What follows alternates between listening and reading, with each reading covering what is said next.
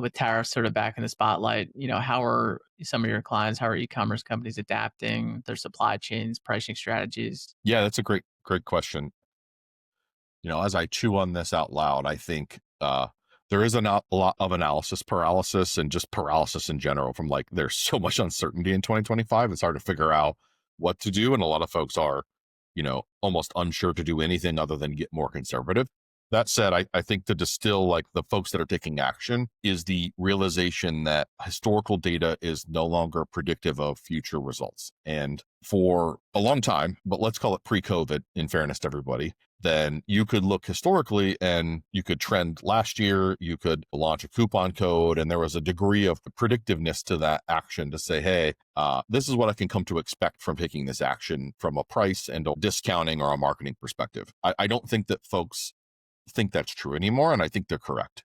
That predictive power, in a lot of ways, the predictive power of AI in many ways is actually greatly reduced because at the end of the day, when you're running through models through your own head, your internal models, or through AI, if what's happening now, you can't really use history to predict it, well, that puts you in a very different spot. And most people are going back to foundational things. We need to operate the business on typically folks say day to day. I don't think that's realistic. I think it's week to week is the cadence and the drumbeat that I've seen people do successfully, particularly in e-commerce with pricing. And week to week, they're looking and saying, okay, I've got a scorecard of what happened last week. How did we do in line with our expectations? And then how are we going to change our hypothesis and what we're going to do this week? So those operators, they're definitely not waiting on the month end close to be able to make decisions in their business. And they're also not using forecasted models from like prior month close or even prior like order level or analytics to try to predict what's going to happen.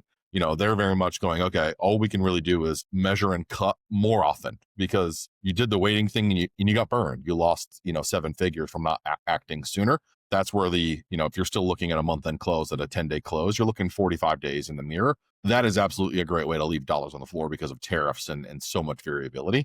Also the demand side, because consumers, as e-commerce folks know, consumer spend and the predictive nature of the fickle consumer right now is really challenging. So those are arguments of, I can't really predict what's going to happen using old data. I can't look 40 days in arrear to run my business. So I'm going to go old school operator weekly, flash reports.